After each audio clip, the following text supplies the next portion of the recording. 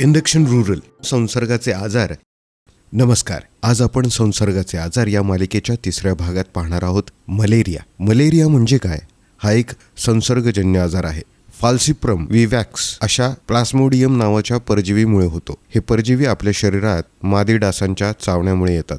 विशेष म्हणजे फक्त मादी एनाफिलिस डास मलेरिया पसरवतो. हा आजार पसरतो कसा ते पाहूयात. जेव्हा मलेरियाचा परजीवी असलेला डास माणसाला चावतो तेव्हा त्या डासाच्या लाळेतून हे परजीवी आपल्या शरीरात जातात आणि रक्ताच्या पेशींवर हल्ला करतात. मलेरियाची लक्षणं काय असतात ते पाहूयात. अंगाला थंडी वाजून ताप येतो. ताप एकदम येतो आणि उतरतो. घाम येतो. थकवा वाटतो. डोकं दुखतं. उलटी होते. कधी कधी पोटात दुखतं किंवा जुलाब होतात. मुलांना झटके येऊ शकतात. कधी कधी ताप दररोज येतो तर कधी 2-2 दिवसानंतर येतो. आता पाहूयात मलेरियाचा ताप आलाय का हे कसं ओळखायचं. अशा लोकांना तुम्ही PHC किंवा आरोग्य केंद्रात पाठवा. तेथे ब्लड स्लाइड किंवा रॅपिड टेस्ट करून लगेच निदान करता येतं. उपचार लवकर मिळाले तर मलेरिया लवकर बरा होतो. मलेरियावर उपाय काय असतो? डॉक्टरांनी दिलेलं औषध वेळेवर आणि पूर्णपणे घ्यावं लागतं. अर्धवट औषध घेतली तर आजार परत होऊ शकतो आणि शिवाय गुंतागुंतीचा प्रकार वाढू शकतो. मलेरिया टाळण्यासाठी काय काळजी घ्यायची?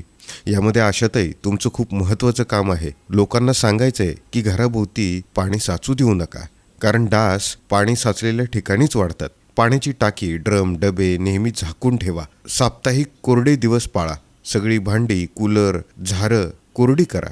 झोपताना मच्छरदाणी वापरायला सांगा. संध्याकाळी बाहेर जाताना फुल बाह्याचे कपडे घालायला सांगा. डास प्रतिबंधक औषध किंवा क्रीम वापरा.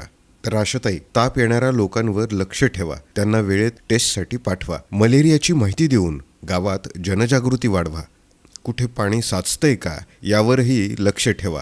मलेरिया हा टाळता येणारा आजार आहे, पण त्यासाठी आपण सगळ्यांनी एकत्र काम केलं पाहिजे. आपली सावधगिरी, आपली सजगता हेच खरं औषध आहे. मलेरियावर उपचार आहेत, पण टाळणं हाच खरा शहाणपणा.